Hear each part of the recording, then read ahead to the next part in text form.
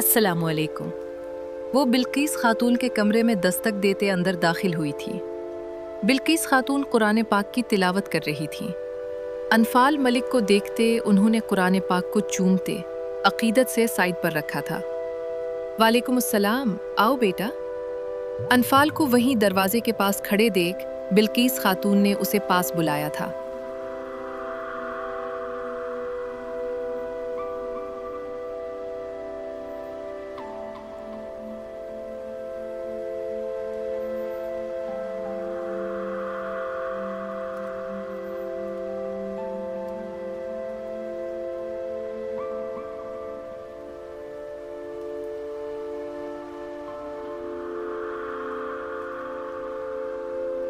अनफाल मलिक इस वक्त सैंपल झरझट की रेड कमीज शलवार में मौजूद थी। चेहरा किसी भी आराइश और मेकअप से पाक था। बाल भी उसने हल्के से कैचर में कवर कर रखे थे।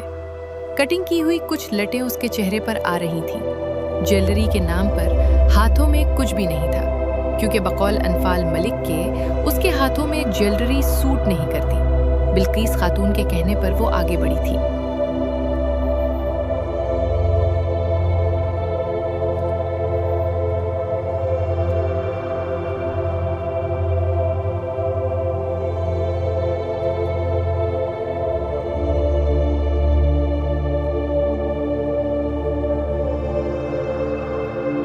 बैठो बेटा, घबराओ नहीं, अब ये तुम्हारा ही घर है। अनफाल मलिक को इतना सहमा सहमा देखते बिल्किस खातून ने उसे तसल्ली दी थी।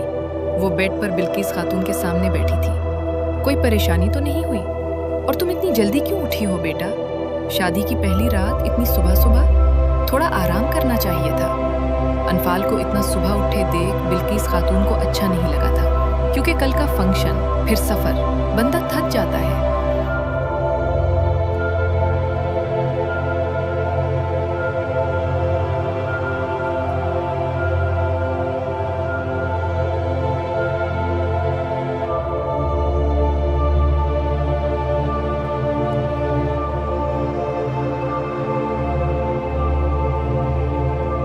वो दादी, सिकंदर नमाज पढ़ने गए थे तो मुझे भी नींद नहीं आ रही थी, इसलिए आपके पास चली आई। अच्छा क्या बेटा, सिकंदर ने कुछ कहा तो नहीं? बिल्किस खातून ने परेशान होते पूछा था। वो जानती थी सिकंदर शादी से खुश नहीं है। उसका गुस्सा अनफाल पर निकाला होगा, और यकीनन वो सही सोच रही थी। नहीं दादी जान, सब ठीक है, अनफाल ने नजरें झुकाए जवाब दिया था।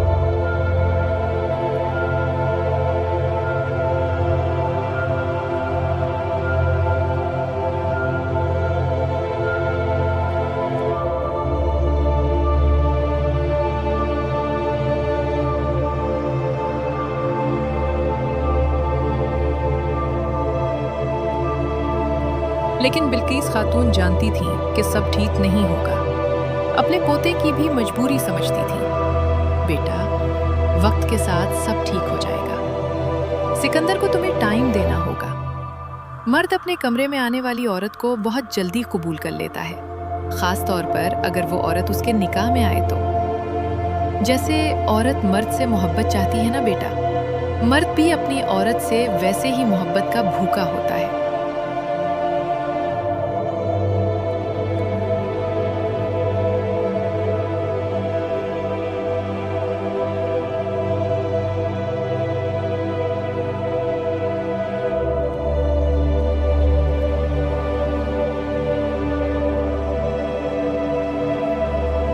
औरत उसका जरा सा ख्याल रखे, उसको इज्जत दे, उसको मान दे, तो बच्चे, मर्द को चंद दिन लगते हैं उस औरत का असीर होने में। उसे औरत से सिर्फ सुकून चाहिए होता है। जिस औरत से उसे सुकून मिल गया, वो उसके दिल पर राज करती है। शक्लो सूरत, रंग, नस्ल मर्द के लिए अहमियत नहीं रखते। उसके लिए सिर्फ उसका सुकून ही अहम होता है।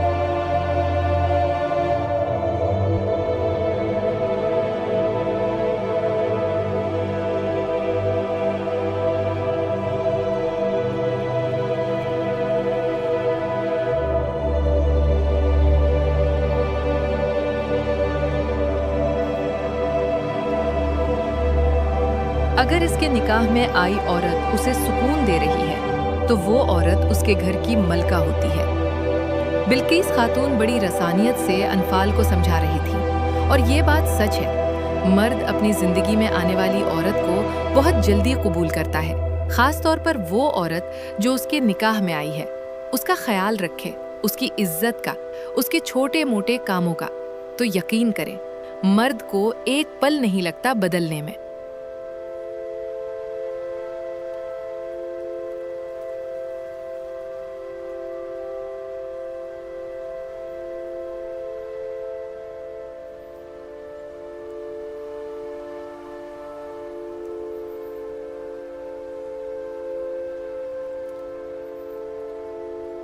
और सच में मर्द को ज्यादा शक्लो सूरत की परवाह नहीं होती, उसे बस अपनी औरत से सुकून और इज्जत चाहिए होती है। मर्द सिर्फ और सिर्फ मान चाहता है। वो चाहता है कि उसकी बीवी दुनिया वालों के सामने, घर वालों के सामने, चाहे उसकी औलाद ही क्यों ना हो, सबके सामने उसका मान रखे, उसकी इज्जत और आबरू का ख्याल रखे।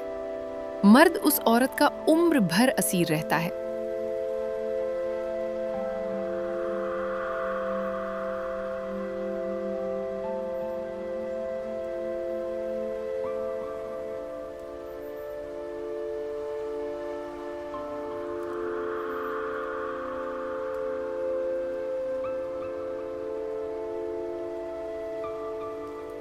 बेटा, बस अब तुम्हें भी यही करना है। सिकंदर के सारे कामों का ख्याल अब तुम खुद रखोगी। उसे कब क्या चाहिए, उसे कब खाना चाहिए, खाने में क्या चाहिए, उसके कपड़े, उसका हर जाती काम अब से तुम करोगी। देखना, फिर सिकंदर को ज्यादा वक्त नहीं लगेगा तुम्हारा असीर होने में। अनफाल ने बिल्किस खातून का कहा गया एक एक लफ्ज अपने दिल में उतारा था, क्योंकि भाई उसे जरूरत है। उसने अपने शौहर को अपना असीर करना है।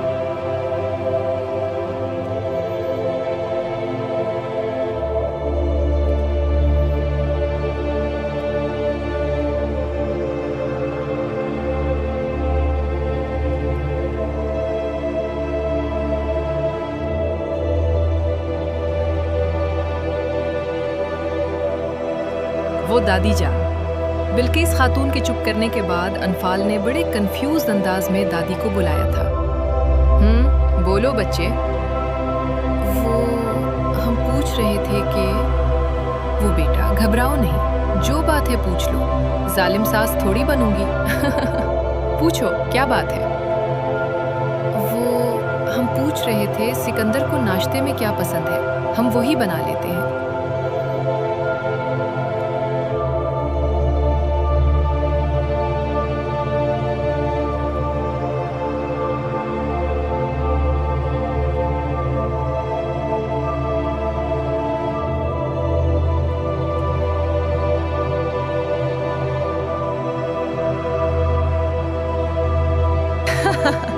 अच्छा, इसमें घबराने वाली क्या बात थी? सारा कुछ तुम्हारे शौहर के बारे में बताऊंगी। वैसे भी मर्द के दिल का रास्ता उसके पेट से होकर जाता है। तुम आज उसके लिए पहले तो चाय बनाओ, नाश्ते में बॉयल अंडे, पराठा और कोई भी सालन बना देना। तुम्हारा शौहर अंदर से बहुत ही देसी है। वो ज्यादा इंग्लिश खाने नहीं खाता, उसे देसी खाने ज्यादा पसंद है।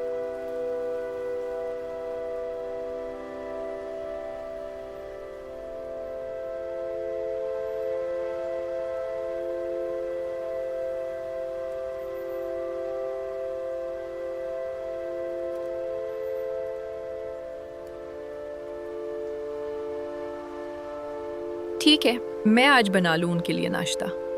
बेटा, अपने शौहर के लिए कुछ भी करने से पहले तुम्हें किसी की इजाजत की जरूरत नहीं है। जाओ, जो दिल करे बनाओ। ठीक है। अनफाल एक्साइटेड होते वहां से उठी थी, क्योंकि आज पहली दफा वो अपने शौहर के लिए नाश्ता बनाने जा रही थी। दादी जान उसकी एक्साइटमेंट पर इतना खुश हुई थीं।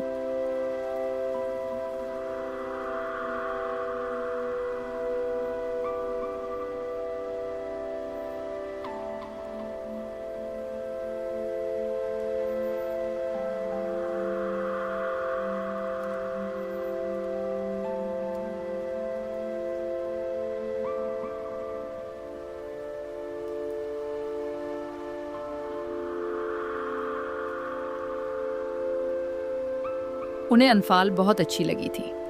हर चीज़ शक्लो सूरत से नहीं होती। अनफाल बहुत मासूम और प्यारी थी। वो दुआ कर रही थी कि अनफाल सिकंदर के दिल में जगह बना ले। वो भी अब अनफाल के अलावा किसी और को सिकंदर की बीवी के रूप में नहीं देखना चाहती थी।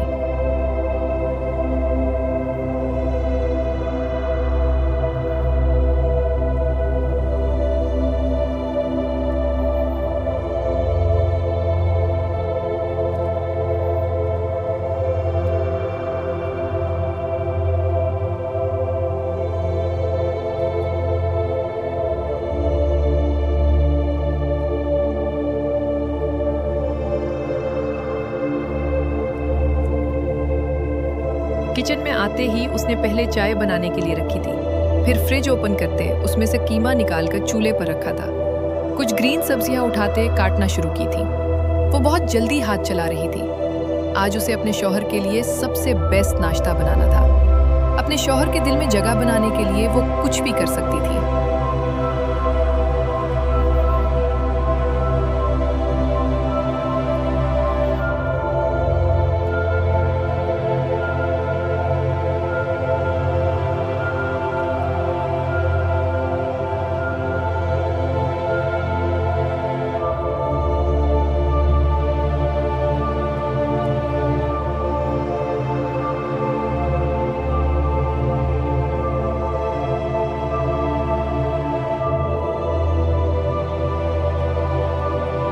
तैमूर और मेरे लिए चाय ले आए। सनोबर को देखते सिकंदर ने उसे चाय लाने के लिए कहा था, क्योंकि नमाज से फरी होकर वो वॉक करता था। वॉक से आते वो पहले चाय लेता था, उसके बाद चेंज करता था, फिर वो नाश्ता करता था। जी भाई, अभी लाते हैं। सनोबर सिकंदर को जवाब देने के बाद किचन में गई थी, जहां अनफाल मलिक पहले से ही मौजूद थी।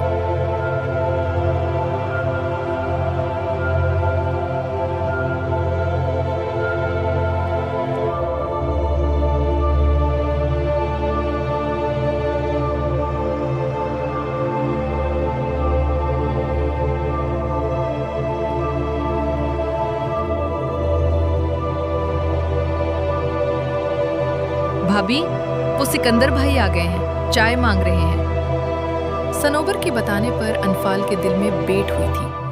वो जब भी सिकंदर का नाम सुनती या वो उसके साथ होता, उसका दिल 100 की स्पीड पर होता था। उसने हिम्मत करते 2 कप चाय के ट्रे में रखे थे, क्योंकि बाहर से सिकंदर और तैमूर दोनों की आवाजें आ रही थी, इसलिए उसने 2 कप रखे थे।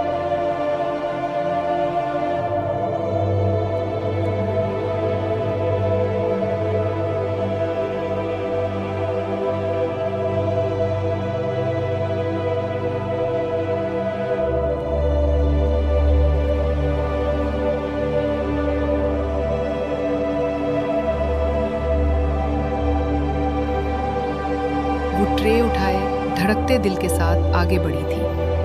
अनफाल को अपने घर वाला वाकया याद आ रहा था, जब उसे सिकंदर के हाथ पर चाय गिराई थी और उसने कैसे गुस्से से देखा था। लेकिन तब हालात और थे। आज वो उसकी बीवी थी। 1 दफा डांटेगा, 2 दफा डांटेगा, तीसरी दफा खुद ही सेट हो जाएगा। यही सोचते वो ट्रे लिए सिकंदर और तैमूर के पास पहुंची थी, जो अपनी ही बातों में मसरूफ थे।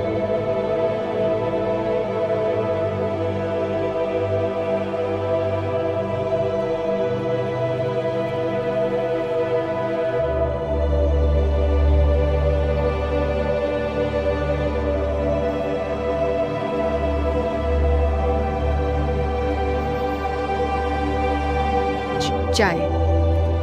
सिकंदर जो सोफे पर टांग चढ़ाए रुखे तैमूर की तरफ किए हुए था।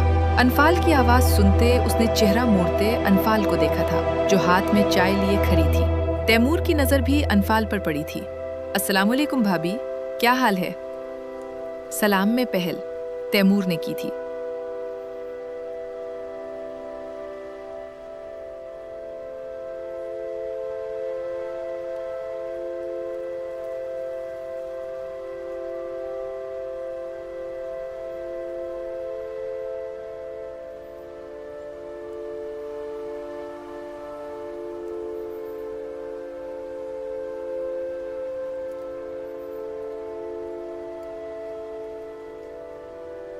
क्योंकि अनफाल रिश्ते में बड़ी थी, चाहे 3 महीने ही सही।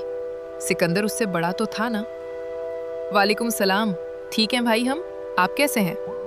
तैमूर के सलाम का जवाब अनफाल ने आहिस्ता आवाज में दिया था। हमारे लिए भी चाय है या सिर्फ शौहर की खिदमत की जा रही है?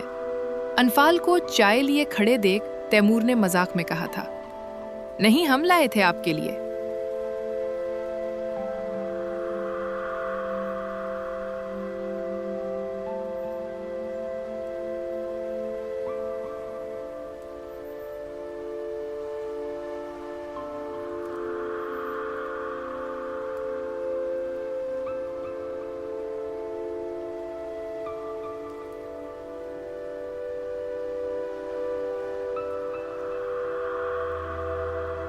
अब अनफाल अपने शौहर को छोड़ते तैमूर की तरफ गई थी। पहले उसे चाय दी थी। शुक्रिया भाभी। चाय उठाते उसने अनफाल का शुक्रिया अदा किया था। उस दौरान सिकंदर होंठों पर हाथ की बंद मुट्ठी रखे देवर भाभी का प्यार देख रहा था। अजीब भाईचारा था वैसे भाभी। आपके साथ और कितने लोग चाय लाए थे?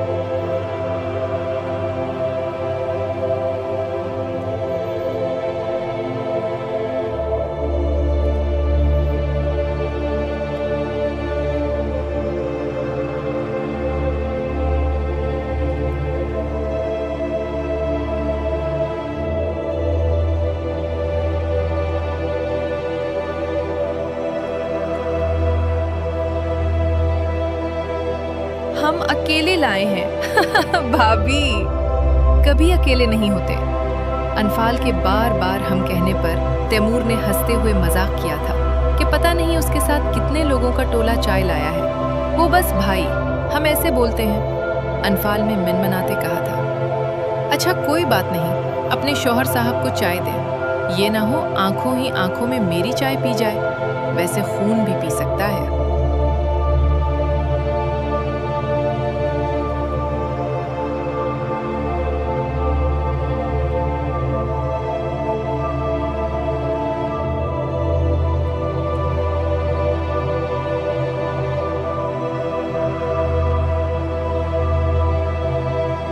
जैसे सिकंदर अनफाल और तैमूर को देख रहा था। तैमूर ने उसके ऐसे देखने पर कहा था।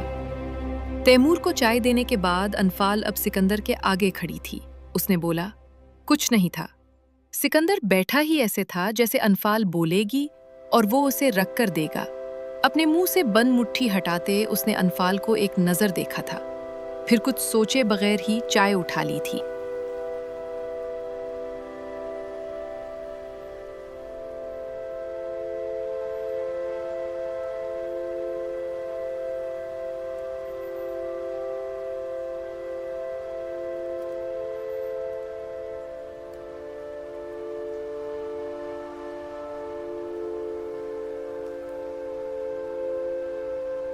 उसके चाय उठाने पर अनफाल ने शुक्र का सांस लिया था।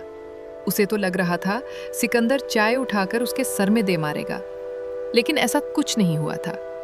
चाय उठाते सिकंदर ने चाय लबों से लगाई थी। चाय किसने बनाई है? चाय लबों से लगाते ही सिकंदर ने सवाल किया था। अनफाल मल्क का सांस अटका था कि पता नहीं अब चाय को क्या हो गया है।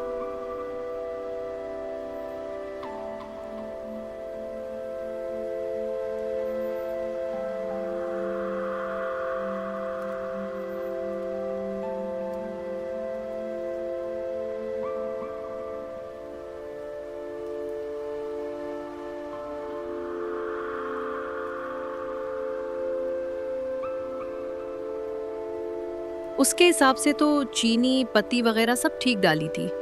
हमने बन बनाई है। उफ उफ। एक तो ये अनफाल मलिक की लिकवे की जद में आई जबान। मजाल ये सिकंदर के सामने उसने अपना लिकवापन ना दिखाया हो। इतनी चीनी कौन डालता है? सिकंदर ने चाय का कप टेबल पर पटकने वाले अंदाज में रखा था।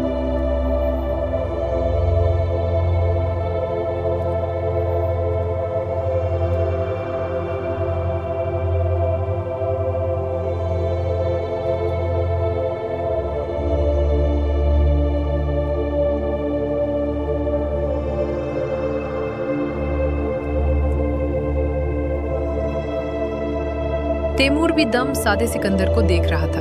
उसका भी मुंह के साथ लगा कप वापस आया था। उसे तो मीठा ठीक लगा था, लेकिन हाँ, सिकंदर कम मीठा लेता था, शायद इसलिए। जब नहीं बनानी आती तो क्यों बनाई थी? सनोबर कहाँ थी? सिकंदर का गुस्सा देखते अनफाल की आंखों में आंसू आ गए थे। तैमूर के सामने उसकी इज्जत अफजाई हो रही थी। सिकंदर, चाय ठीक है। शायद भाभी को पता नहीं होगा कि तुम चीनी कम लेते हो।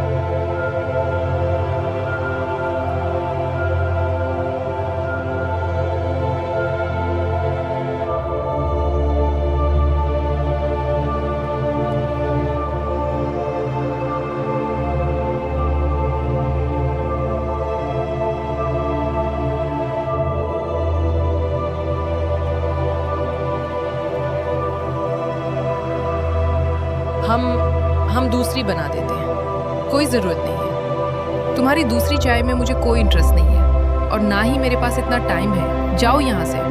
अनफाल अपने आंसू साफ करती वहाँ से भागी थी। चाय अच्छी तो बनी थी, क्या ज़रूरत थी भाभी को डांटने की?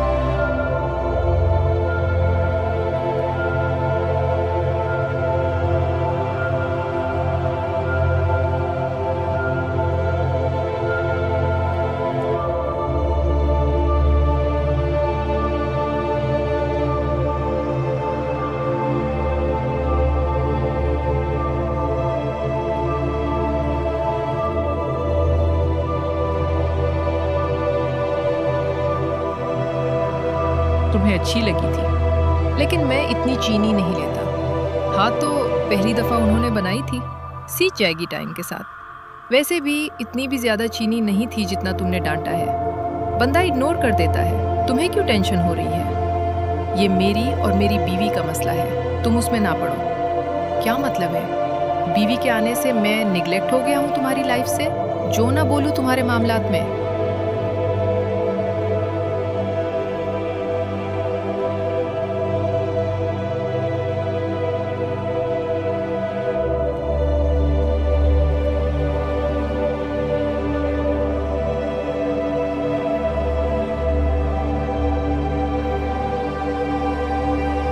अपने मामलात में नहीं कहा, अपने और अपनी बीवी के मामलात में कहा है। सिकंदर, देखो, तुम्हारी शादी जैसे मर्जी हुई हो, लेकिन भाभी का इस सब में कोई कसूर नहीं है। जैसी जिंदगी तुम जी रहे हो, उन्हें वैसी मत दो। आज तुमने मेरे सामने भाभी की इंसल्ट की है, कल कोई बाहर का होगा, उसके सामने करोगे।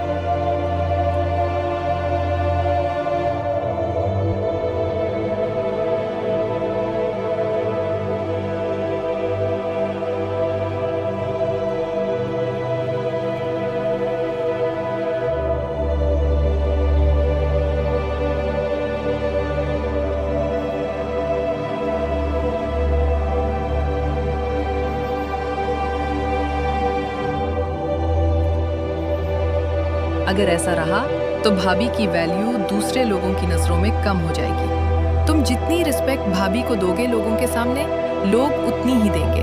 बीवी है वो तुम्हारी। तैमूर ने उसके रोड बिहेवियर पर उसे समझाने की कोशिश की थी। सही बात है, ससुराल में लड़की की इज्जत उसके शौहर के दम पर होती है। जितनी इज्जत उसका शौहर उसे देगा, दुनिया भी उसे उतनी ही देगी।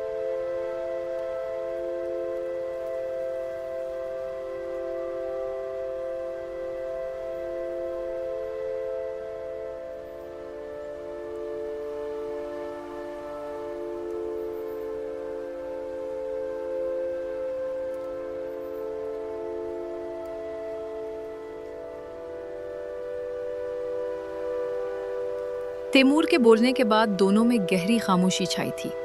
सिकंदर ने कोई जवाब नहीं दिया था, लेकिन जो कप उसने टेबल पर रखा था, उसने वो उठाते लबों से लगाया था।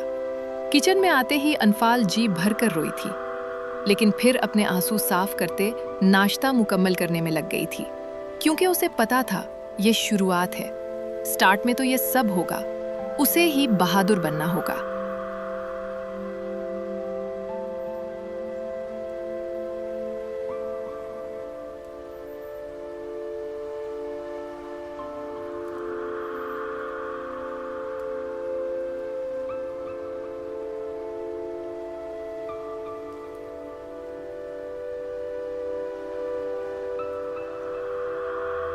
सिकंदर के सामने उसकी जान निकल जाती है। सिकंदर को चाय पीते देख तैमूर के चेहरे पर मुस्कुराहट आई थी, लेकिन चाय का कप मुंह के आगे करते उसे छुपा गया था।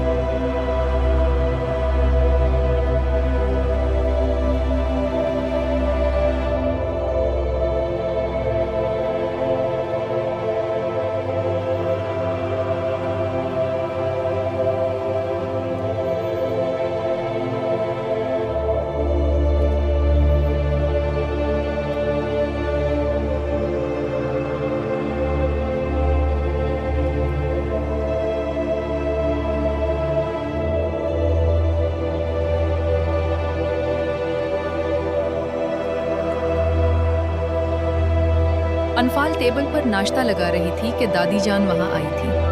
अनफाल, बेटे तुम उसे छोड़ो, ये नाश्ता सनोबर लगा देगी। तुम जाओ ऊपर, सिकंदर के कपड़े वगैरह निकालने में मदद करो। बीवी होने के नाते तुम्हारा फर्ज है इसके पहनने ओढ़ने का ख्याल रखना। जाओ तुम। दादी जान के कहने पर अनफाल परेशान हुई थी कि अभी डांट खाई है, उसे क्या अब दोबारा खानी पड़ेगी? जी दादी जान।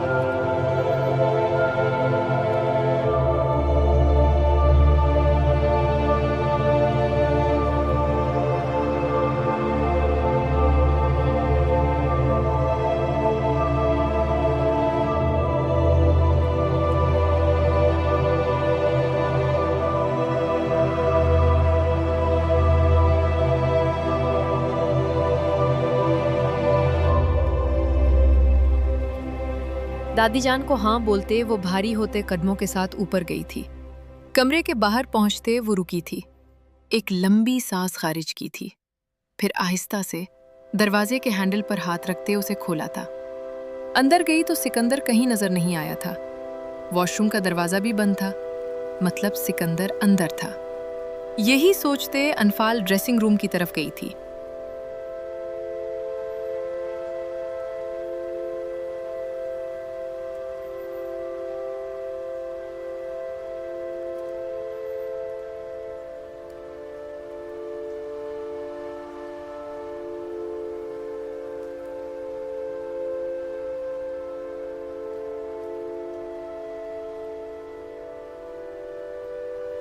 ड्रेसिंग रूम का दरवाजा खोलते वो बगैर कुछ सोचे अंदर गई थी। वो सोचती ही क्यों, क्योंकि उसके हिसाब से सिकंदर वॉशरूम में था, इसलिए उसने बना सोचे समझे ही जाना था। लेकिन अफसोस के साथ कहना पड़ रहा है कि वॉशरूम का दरवाजा ऐसे ही बंद था, क्योंकि सिकंदर तो ड्रेसिंग रूम में था। वैसे बड़े ही कोई अफसोस की बात है।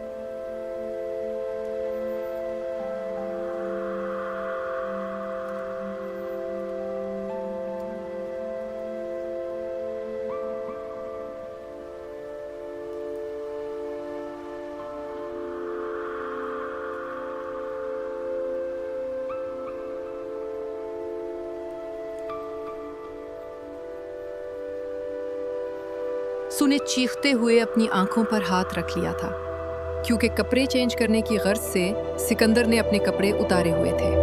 वो कपड़े पहनता उससे पहले ही अनफाल वहां आ टपकी थी और अब उसे ऐसे देखते पागलों की तरह चीख रही थी। सिकंदर ने जल्दी से आगे बढ़ते उसे बाजू से पकड़कर उसकी कमर अपनी तरफ की थी और उसके मुंह के आगे हाथ दिया था।